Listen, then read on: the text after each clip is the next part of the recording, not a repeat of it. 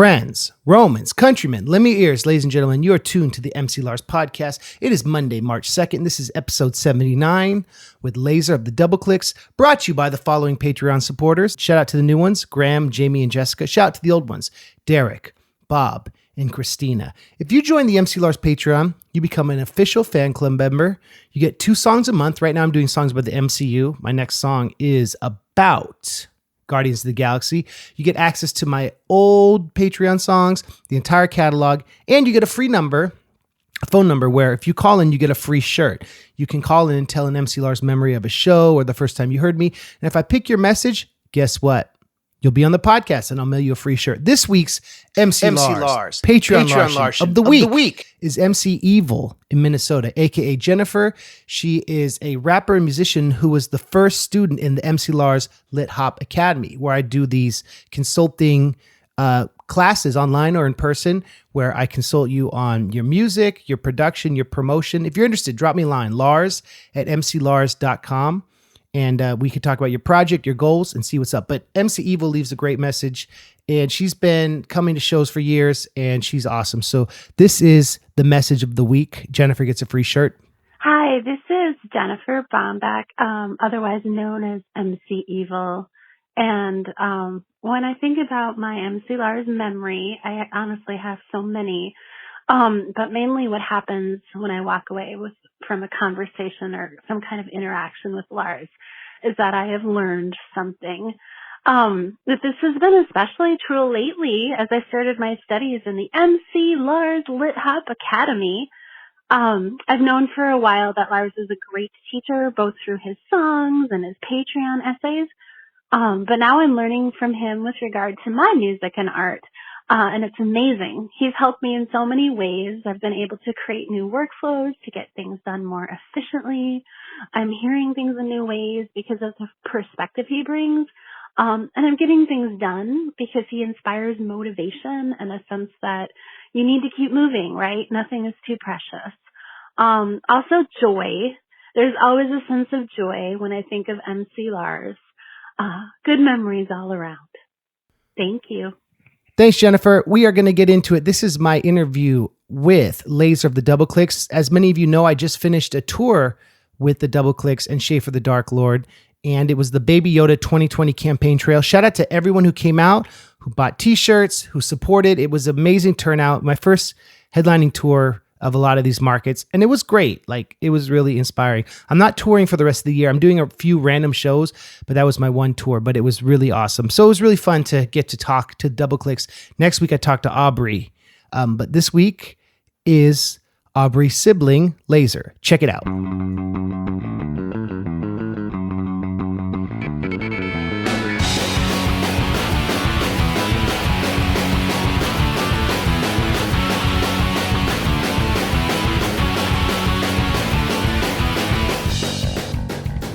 Hello, my friends. I'm here with Laser from the Doubleclicks. Hi, Lars. Hi, Laser. How's it going? I feel happy that you were down to be on the podcast. Well, we tricked you. We were like, we have to be on the podcast. We didn't trick you. We asked you if we could do it. Well, here's the thing. Yeah. And I'm going to be completely honest. Please. I have never interviewed a non-binary person. Oh, cool. And I think it's this podcast. I interview a lot of dudes on the podcast. Yeah, well, you know a lot of dudes. I know a lot. I am a dude, but that's something I'm working to change. And it's also something that's like when I get the opportunity to meet different people or have different stories, it's special. Yeah. So I don't know. I thought maybe we talk about that a little bit. Yeah, absolutely. When did you know you were non-binary? Ooh, that's a good question. Well, I've always had like a really weird relationship with my gender. I always like, even when I was a kid, I thought there was like a mistake. I was like, this gender doesn't feel right. I don't feel like a girl. I think there's like something medically wrong or something like that. But it wasn't until, cause non-binary, it's always been a thing like for centuries and centuries, but it wasn't something that people really talked about. And especially not like popularly until maybe at least is that I heard of, and like until like the last 10 years. And then, but a couple of friends of mine had come out, and then when I sort of experienced that, and then talked to them about their experiences and their stories, and they one of the things that they talked about was, I thought, it's like, this seemed like something to me. So I started to, like, I asked one or two friends to call me by a different name and use different pronouns and to see if that fit me. And I was like, that sounds really good. And so I did that. And then I also started doing something called binding, where you bind your chest. And like, then I felt like my body finally like looked the way that I always felt like it should. And I just had this like big realization of like, I think I'm a trans non-binary person, because I finally feel like I fit in to this world. So I had like my partner and my sister were calling me by my name and using my pronouns, and was like, okay, this is feeling right. This is feeling good. And then, you know, like a year later, I was like, okay, I feel good. I want to come out and have this be the identity the world knows me by, you know. That's awesome. Yeah.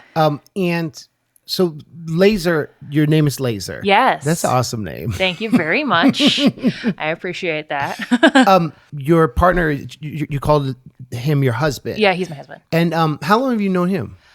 We've known each other, 7-8 years now. Wow. Yeah, he's wonderful. That's I love cool. him. Shout out to him. Yeah, shout out Richard. You're the best.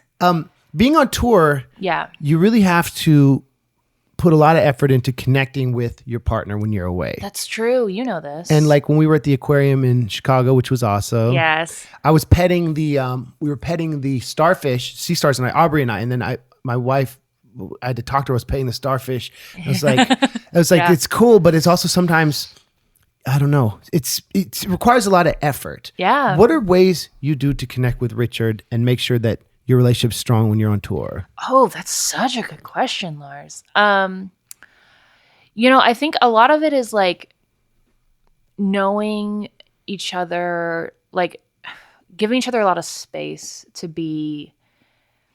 I think it's easy to be like, I don't know, to get like offended, you don't have time for me, that kind of thing. And we both have this world of like, we know you're busy and we're going to connect as soon as we can. But if we can't, you can't get mad, you know, because we're busy. Like you're on Right. stage, or he's got a crazy schedule. So that's the main part. But then also just like constant selfies. And he sends me lots of pictures of our cat. Right. And I send him, anytime I meet an animal, I'll send him a picture of me and the animal, because he loves that. We love pets very much. And then, yeah, just catching up on like all of the stories. We do a lot of like catching up once I'm home.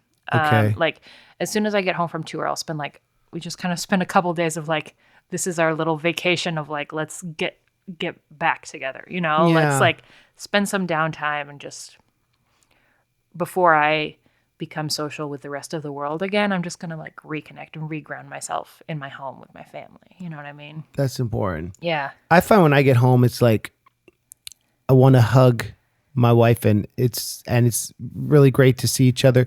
But it takes a little bit of time to get back, like Yeah. adjusting to time zone, like things are Yeah. normal again, especially when it's a long tour.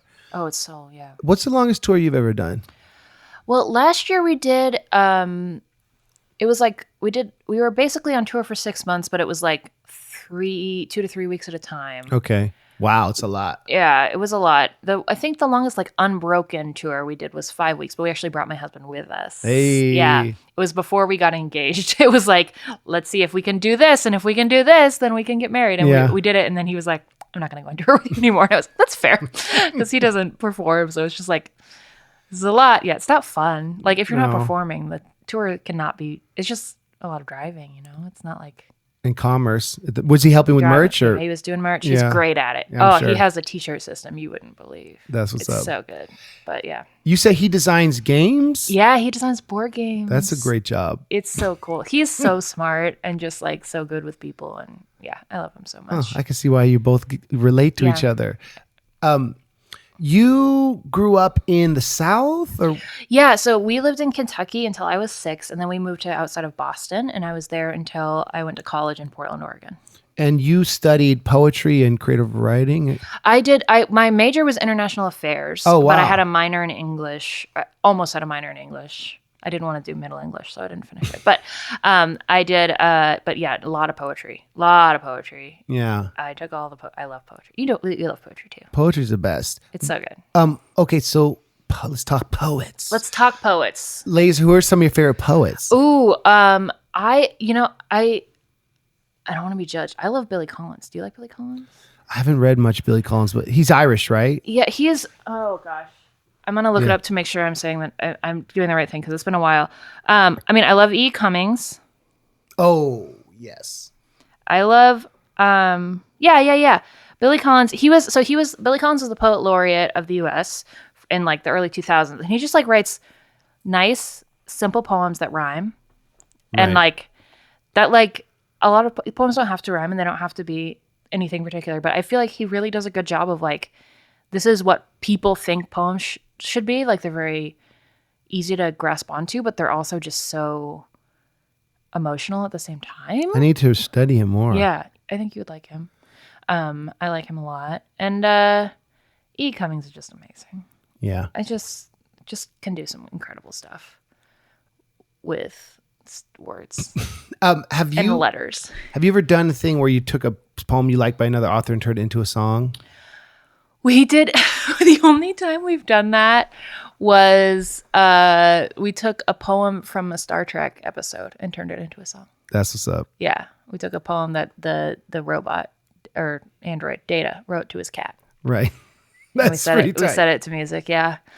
And then one time, this isn't the same thing, but one time in high school, I took a song from My Fair Lady, The Street Where You Live, and I rapped it. That was the first. Are you serious? Yeah, it was one of my first solo performances. I rapped on The Street Where You Live, and I wrote some extra verses to it. That's pretty tight. Yeah. The tabletop games song yes. that you bring me up for, you sing and rap your verses a little bit. A little bit, yeah. I don't know what I don't consider it rapping just because I don't feel like we don't have that skill that y'all do in terms of like making a real rap song. But I would say because it's quicker than your other songs the cadence and the beat. Mm-hmm. I mean, it's all whatever. It's all just like the same thing. But I wanted to go on record to say you're one of my favorite lyricists I've toured with. Oh, thank you. And I love your songs. And I love how you use like pop culture metaphors to tap into things that our nerdy fans might be dealing with, trying to get through, like the Clifford song about it's okay to be different. Oh, yeah. Stuff like that. Like, it's just, I think it's very cool to metaphor. It's very important. And I think with nerdy cultures, in nerdcore, I talk about this on the podcast. Like, you could do what we call Wikipedia raps. Like, this is my song about Darth Vader. These are all the facts. Or what I think is more interesting, not to disparage those artists, Darth Vader has a troubled relationship with his son, and this is maybe a way I relate to my grandpa or something like that. Yeah, like I'm not saying that's true, but like being able to use pop culture as a way to tap into what's personal. And I see that in a lot of your work. And is that intentional? You know, I think we didn't really do it on purpose at first. It just happened to be what we were doing. We were like, this is a song about Dungeons and Dragons, but it's also a song about love, whatever. And then when people, especially at the beginning, and I'm sure you experienced this too, people like tell you what you're doing. They're like, you do songs about nerd stuff. And we were like, that's kind of true, but I feel like that's not the whole story, you know? Right, and sure. it's like, but like being confronted with having to describe what you do makes you more like aware of it, you know? Mm-hmm. Because you have like a 5-word description of your genre, is it? Don't you? It's like laptop rap, lit hop, laptop rap, and it's like we have to do that too. Of like, what's your elevator pitch for Doubleclicks? Let's say I just met you. Yeah, well, so it's I would say my sister and I, we have a ukulele and a cello and a cat keyboard, and we write nerdy folk pop music. Cats, dinosaurs, feelings. Yeah. Cats, dinosaurs, anxiety, cats, dinosaurs, queer identity. One of those things is what I usually say, because it's like, if you like those things, you will like us. It may not be like a full description of what we do, but if that appeals to you, I think you'll like us. And but like people, and I'm sure people tell you that they're like, you should write a song about this, and you should write about, and you don't care. And so when we get that just like makes me more confronted. It's like, we don't just do songs about the concept of a programming language. We do songs about things that are really deeply important to us. Right. Like body image or anxiety or, or even just like literary things that are important to us, like stuff that really means something to us.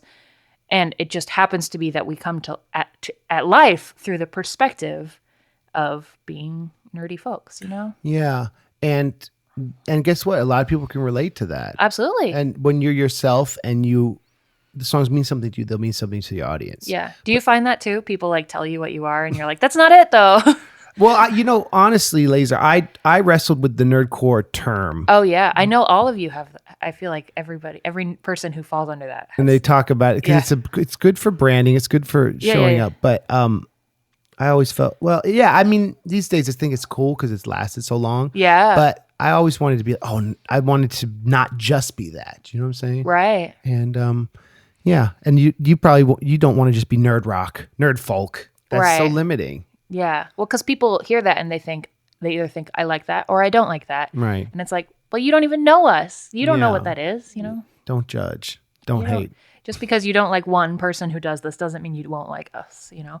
Everybody's so different. Here's your secret weapon, though. You and Aubrey are really good musicians. Oh, especially her. She's amazing. And your harmonies and everything. It's like a very musical experience that you can't just trade on references and whatever. That can only go so far. And you both have been doing this for over 10 years now, right? Yeah. Congratulations. Thank you.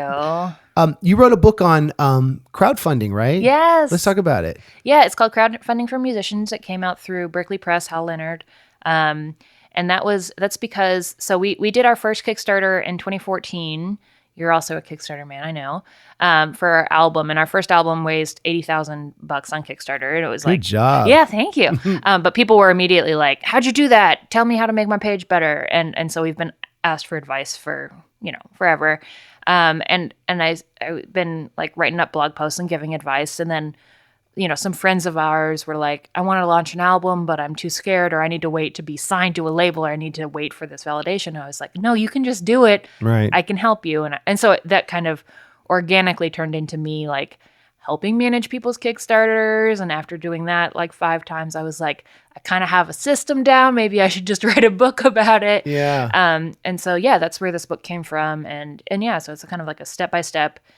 Like the second half of it, I think, is like building a crowdfunding page, whether it's Kickstarter or Patreon. And the first half of it is the hard part of what you and I do, which is like building an audience and using the internet and like the stuff that people don't want to do because it's work and it takes time. But it's like, if you don't do that, then you're not going to raise money on Kickstarter if you don't do the work first, Because it's very rare that people will be like just scrolling through Kickstarter and be like, oh, this looks cool. Yeah. It happens, but it's not common. No, and especially you need that first boost of stuff because like if you're just scrolling through Kickstarter and you see a project that has no money donated to it already, you're not going to just be like, oh, well, these people certainly seem like they've earned my $50. With 2 days left. Yeah, not quite the thing. But yeah, it's so rewarding. I mean, like you're super punk rock. Like just working directly with your fans in any way is just so rewarding. And like you don't have to do what other people, what like the man thinks is the kind of music that's popular now. And you can just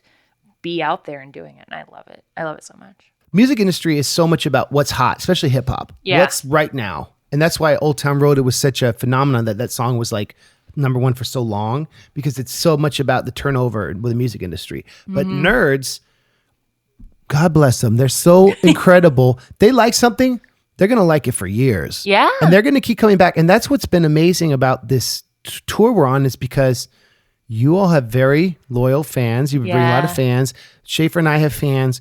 And it just blows my mind that they keep coming back and that together we combine our powers. And it's, I think our fans are maybe haven't seen y'all before and vice versa. Yeah. That's cool. It's so fun to team up. How do you have fans that you've watched like grow up? Definitely. Yeah.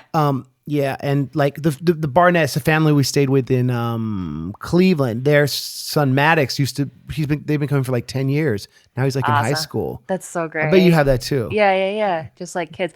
We literally had a kid come to one of our shows in Texas and they were like, I used to listen to you when I was a kid. And they're like 20 now. And I was like, okay, I'm not that old, but I guess I am. It was very cute. I mean, it's just so fun. But I was that kind of kid too, like I listened to the same 3 records, like sprinkle in some other stuff, but like my favorite music was, the same like Beatles, Weird Al, They Might Be Giant stuff for 10 years. Like it's just what I loved. And like, we're the kind of people who go to like 6 or 10 concerts for the same band over our life, because it's just like, I feel it. I Yeah. get it. Like, and I love that kind of people. It's rare. It's not about breadth. It's about depth. To use Yeah. that aphorism, or whatever. And it's cool to meet people with similar inspirations. You like Adam and His Package. Oh yeah. And you told me you always like the Metric song, which I've randomly, that's one of my favorite songs too. It's so good. I love it. It's because Yeah. it's so passionate about Yeah. science. But it's like again, it's kind of like what we were just talking about. It's like it's not just a Wikipedia song about the metric system. It's like really passionate and like got a lot of feelings in it about all kinds of stuff. Really, if you think about like being defensive and trying to be cool and being like, I don't know, it's a great song. And political to Canada thinking we're Canada. stupid. And what I love about Adam and His Package, which I also love about Doubleclicks, is his melodies are catchy and good. Oh yeah. And he's a badass musician. Absolutely. And that's important too. You know, it's like art is making important art is a long process. Yeah. And what I also like about songwriting is if you have a bad experience, you can turn it into something positive. Oh, for sure. And that redeems it, you know? Yeah. It's so therapeutic. I am so thankful for music because it's taken some of the darkest things in my life and really made it into something that not only makes me feel better, but can make other people feel better too and help them deal with their like traumatic experiences and stuff, or like just even the thing that, you know, the bad messages that your brain tells you, you can like, by speaking it out loud, you can reduce its power for yourself and for everybody else. It's just, it's magic, you know? It's totally magic. Yeah. And then, and by being up there, people are like, oh, this person took their weaknesses into strengths. What's that Jonathan Colton, it's going to be the future soon? Oh, yeah. That's a good example of that. Yeah, exactly. And it's I think this generation of artists, we were born at a really cool time. Mm-hmm. And so when you were a kid, what did you want to be when you grew up? Did you ever think about that? Yeah, I think I wanted to be a novelist. I wanted to write books. I finally finished a book, but it wasn't a novel, this one. But Right. I wanted to be a writer for a long time, and then I think I wanted to be a journalist. I didn't really think music was gonna be the thing I did, mostly because our whole family was so musical, and I wanted to be like rebellious. Yeah. Yeah. But you had art and music around. Oh, for sure. And Aubrey was saying how your parents met at North Texas. Yeah. And they're both musical. Yeah. When did you realize you could sing and write songs? Like, how old were you? It's very nice that you say I can sing. I didn't start doing that. Basically for the Doubleclicks was when I started writing songs and feeling good about it. So that was 2009. That was 10 years ago. Because I think we all have these like things that we're never going to let go of. I never got into an honors choir, never got into a play. I never passed any audition when I was a kid or in high school or anything. It's like I really wanted to be on that stage and I never got there. It's kind of a competitive thing in our town. And I was just like, okay, well, my voice is bad and I can't sing and I can't perform and people don't want to watch me. And so I carry that with me to this day. But it's like, if I do it myself, nobody can tell me to stop. You know what I mean? And if I write my own songs, then I get to sing the songs. And Right. I can write them in my own range and I can write it for myself. And, Right. And yeah, so that's basically when I started, was just like three chords and a guitar in my dorm room and making it happen, you know? And you collaborate with your sister a lot. Yeah. And so let's talk about the process. You write most of the chords and the lyrics and Aubrey Yeah. does arrangements. Is that it? Or? Yeah, that's a lot of it. Yeah. It's a lot of like, we kind of talk about the idea and then it's kind of figuring out if this song is about anxiety, then like what exactly is the point of view and the perspective and what's the hook going to be. And that'll be like what I kind of throw my head against a while. And then lyrics will come together in a structure. And then I'll record some sort of weird demo on my phone and send that over to Aubrey and she can make it sound good. Just throw that cello on there. She can program. She can do all kinds of stuff That's tight. that I can't do and make it sound really good. But sometimes I just write the words and she'll set that to music, or sometimes I'll just record a melody and she'll figure out the chords and make something real weird out of it. There's a song on our new album called We're All Gonna Die, where I was Oh, my arm was broken. So I couldn't play guitar. And so I just sang it. And then I made like weird noises like ba-da-ba-da-ba-da. And she recorded that whole thing. It was so funny. I love it so much. Because she's just like, all right, this is what you wanted. I'll just figure it out. And it's very They Might Be Giantsy and weird because it's got like weird horns and stuff on it. Yeah. So she actually mentioned that exact project. Oh, really? Funny. That's kind of cool. You live in different cities now. You're in LA. Yes. What do you like about LA? Oh gosh, it's sunny, and I love that. I do a lot of like improv and comedy stuff now, and I'm producing like 3 monthly shows where I just get to go out and just do silly stuff. It's just so like therapeutic to be on. I am in a musical improv group where we just come up with like a brand new musical, right? And then it's gone. And it's kind of like a sand mandala or something. Right. It's just like this like experience of being together and supporting each other, and then just no matter how bad my day is, at the end of it, it's like yay. But the people in LA are just so talented and so excited about creating stuff and down to just make something. Let's just do it. Right. And I think that's my favorite part about LA. And it's also like, I think the first time as an adult, and this is just kind of where I am now as a person, where I've really had like good friends, and like, because basically I went from college to being a touring musician, so I was gone all the time. And that's it's really hard to have friends. And especially since we don't tour with the same people all the time, like it's just not easy to have like, let's come over for dinner, or like, let's have some tea and talk. Like, so this is like the first time I've really been in a place where I feel like I can be like, these are my people, and we all understand each other, and we can play games and that's cool. Have real friendships, which is really nice. How long have you lived in LA? 3 years. Okay. Yeah. I've lived in LA. I lived in Hollywood in 2008, then 2011 to 2014 I was in Mar Vista. And they're very different places. Yeah. I love being near the beach, but I love the action of Hollywood and being able to take the metro places. Yeah. That's where my Robot Kills record, I did most of that in Hollywood. And I found that I had so many great musicians I could collaborate with. Oh, absolutely. Who lived just around there. And that's kind of why that record has so many features. Yeah. Which is kind of cool. Yeah. I know a ton of people just through the process of like doing improv and taking classes and just meeting people and going to shows. It's just like so many talented people who are just down to like throw some keys on something, and it's just like, let's make something silly, beautiful happen. And that's what's up. They're so talented. It's just amazing. We love you, LA. Yay. Okay. So this tour, you have a new album called The Book Was Better. Yes. When did that drop? It dropped last year, 2019, I think. August? That's not true. May. So it's still new. It's less than a year old. Yeah. And that album it's on Bandcamp and Spotify and everything. Oh yeah, for sure. Where do you like to send people to check stuff out? Wherever is easiest for them. Okay. That's what I mean, because everybody has their favorite thing, I think. Sure. So if you want to download it, Bandcamp's great. And if you want to stream it wherever you're going to remember it. It doesn't matter. Yeah. Come to the show. That's what's up. Yeah, come to the show. Absolutely. Are you working on new music? Yes, we're currently working on a musical. That's dope. It's also going to be a concept album, and also going to be a regular album, and also going to be a musical about robots called Teaching a Robot to Love is the tentative title.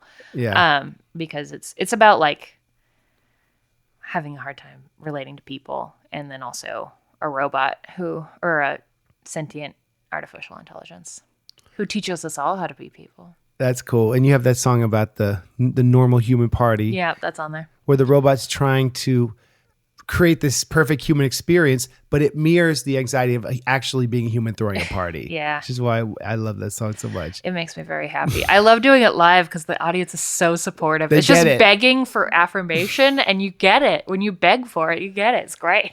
Being vulnerable I learned this took me a while to learn. Being vulnerable on stage is such a strength. Yeah. And you can be like, especially early on when you're playing and people aren't listening or yelling things and being heckled, it can be hard. Yeah. But when you can be confident about being vulnerable, that's amazing. And then you could be more vulnerable off stage, I've found.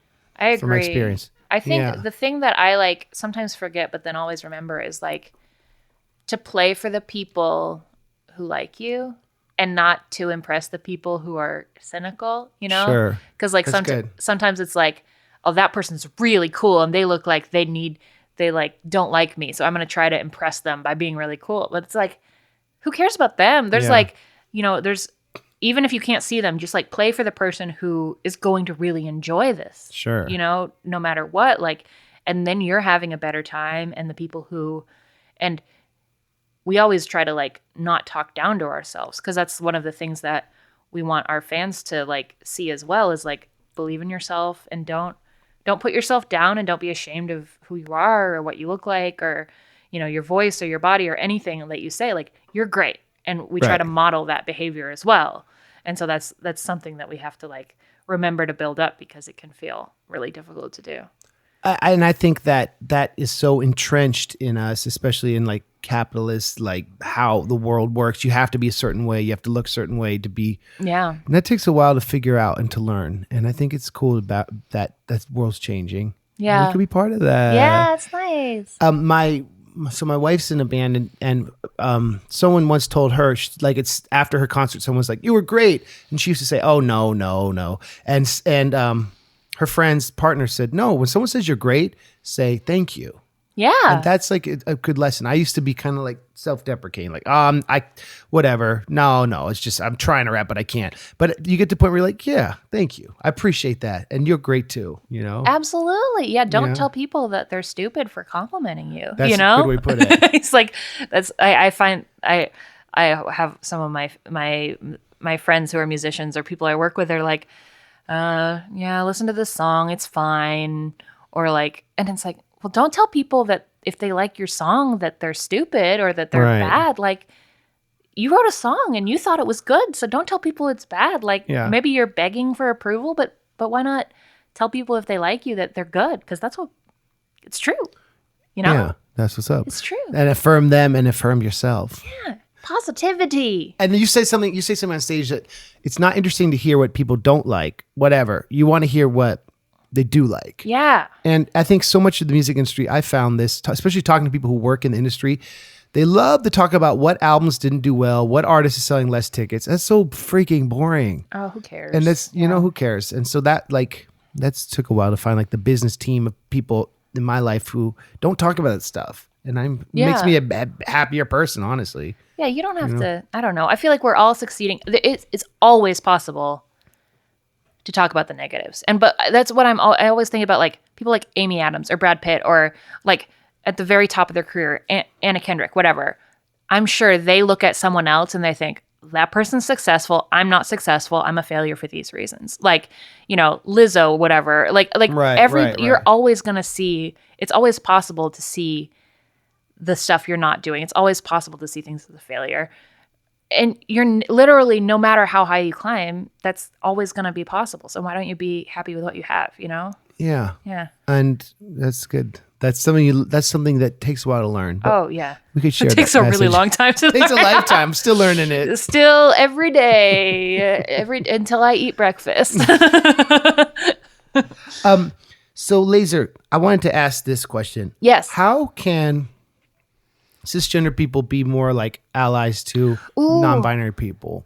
That's a really good question. I mean, I first of all, I want to say, like, everybody's different. So, like, I can't speak for every non-binary person in the world, obviously. Right. I'll tell you some things that I really appreciate, which is sometimes it's like if you don't know somebody's pronouns and you don't want to assume them, instead of just guessing or whatever, one good way to be like, if you're meeting a person and you can say like, "Hello, I'm Laser. I use they them pronouns. What's your name? What pronouns do you use?" And that way you're not just being like, "You look queer and I don't know what to call you." You're just like, this is a regular thing that we all do. Okay, you know, that kind of thing. Yeah. There's always, I mean, there's like the standard, like, "Hey boys and girls, hey ladies and gentlemen" isn't an inclusive thing to say, but like, and that's I think changing, and people are doing the folks thing, and I think that's great. Yeah. I think Or y'all, right? y'all. Oh, I Yeah. love y'all. Yeah. I love y'all. I love y'all. And yeah, and then just like listening, and there's so many things, but like listening, believing people, celebrating when people are happy, and amplifying voices of people who are experiencing things that people need to hear about, because like I can talk my head off about trans issues forever, but if a cisgendered person with like a bigger audience, or for example, is going to talk about it, then maybe their fans who don't already know about it will learn a little bit. And that's always really cool. Like sometimes my friends who like run bigger projects will reach out to me and be like, how do I want to put pronouns on name cards. What do you say, preferred pronouns, or do you say pronouns, or whatever? And they'll run stuff by me. And I'm like, because they're my friend, I'm like, yeah, absolutely. I would love to help you with this information, because it's so much better to like ask and like, and to try, and be aware that when you try, and this is true all the time, and this is something that like is so hard, but like when you try, you might fail, and that's okay. Yeah. But it's better to try than to not try. And sometimes you might step in something, but like it's better than going into a cocoon and deciding never to learn. You know what I mean? And not talk about it. Yeah. I early on I learned that I misgendered someone, and that person very nicely explained to me. This was maybe 6-7 years ago, and I really, really appreciate it, because it was a teachable moment. Yeah. I started researching, and so being sensitive, but being able to ask and like, what's your preferred pronoun? Say that to people. Yeah. What's your pronoun? That's a really pronoun. Yeah. Yeah. It's so good to like, and when you're corrected, like, don't get mad and don't be like, well, how would I know that? It's more just like, yeah. Okay. Oh, dope. Like, dope. That's so awesome. Yeah. Like, that's cool. That's your name. That's a great name. Love it. Let's take a selfie. It's just like, it doesn't have to be a big deal. And like being non-binary, it's something I am so happy to talk about because of the position I'm in. Like, we have a lot of non-binary fans, and we have a lot of people I get to talk about all the time, and I love it, and I love talking about it. But it's also just one part of my identity, right? And like every person has so many aspects of themselves. So, you kind of just, at a certain point, a lot of us just want to like, this is my pronoun and this is my name. And also I love Roger Rabbit, or I love, this isn't my whole thing. Like mostly I'm an MC Lars fan and I just happen to be at this show, So it's, it doesn't have to be the whole thing. Like with anything. You probably don't like doing interviews where that's all that people want to talk about. I'm wondering, but does that ever happen? I think because of the position I'm in, I like talking about it. Yeah. Especially if people are understanding and like believe. There's some people who are still like learning. Let's say it that nicely. But I think, but I'm sure that it isn't the only thing I want to talk about forever, because I love robots. You know what I mean? And dinosaurs and cats. Yeah. Especially cats. So it's fine. That's cool. I'm glad you asked me about it, because I like talking to you. Thanks for being candid. Of course. And thanks for Laser. I wanted to say that this tour meant a lot to me, because it's shown that I'm at a new moment in my life that I'm not really like publicly talking about, but it's exciting to be able to like, oh, music will always be part of my life, and I'll always having new friends, and you too, and like be able to tour. It's been a really positive, amazing, surprisingly well-attended tour, and it's been really been fun, and you both are so helpful and so good. And so I wanted to go on record saying it's meant a lot to me that y'all took time to do this. So thank you. Oh, thank you for having us, Lars. This has been the best. We feel like we're finally at the cool kids table being on this tour. So we feel like same. Yeah, it's been a real blast. Well, one day, if it ever works out, I think it'd be fun to do more shows if it ever works. I would love that. I would love that. Yep. That's what's up. Check out The Book Was Better by the Doubleclicks. They have a huge catalog.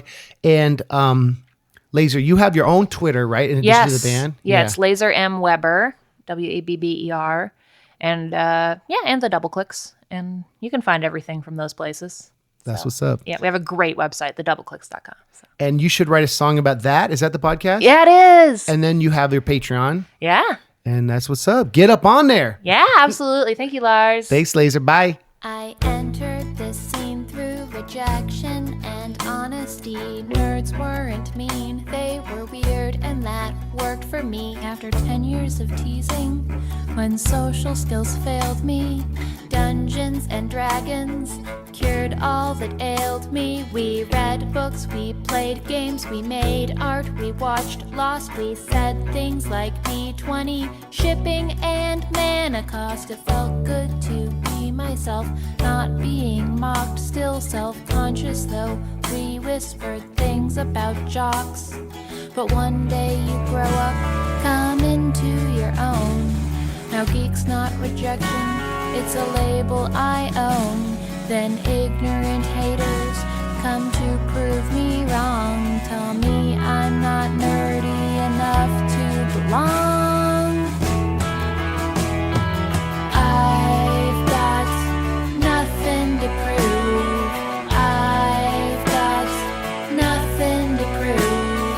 I've got nothing to prove.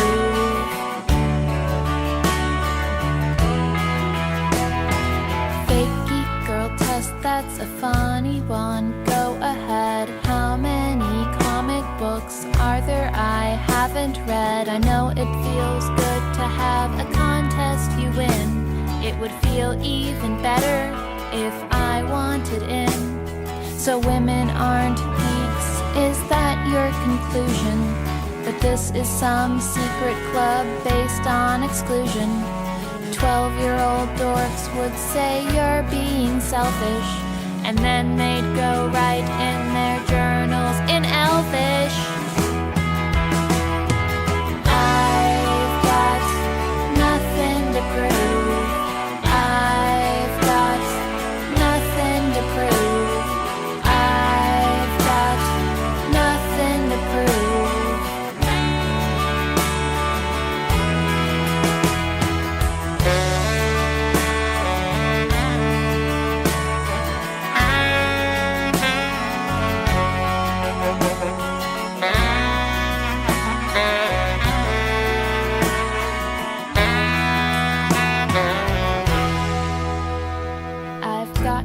But honestly, I shouldn't need it. This world needs all kinds of folks to complete it. You've got gamers and artists and comic subscribers, cosplayers, crafters, and fan fiction writers. You can stop, never say fake geek again. Our club needs no bouncers, all who want in get in. But go ahead if you want to own that role fully. I ain't got nothing to prove to a bully. I've got nothing to prove. I've got nothing to prove. I've got nothing to prove.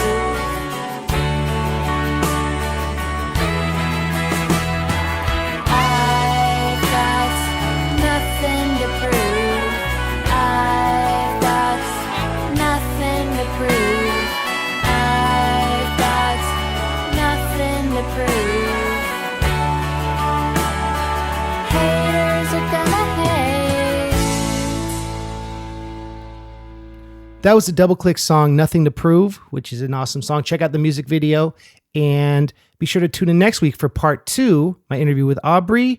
And in the meantime, thanks for listening. Thanks for supporting. And thanks for checking out the podcast. Please tell a friend. Please leave a review. We'll keep it moving. Keep it joyful. Thanks, everyone. Bye.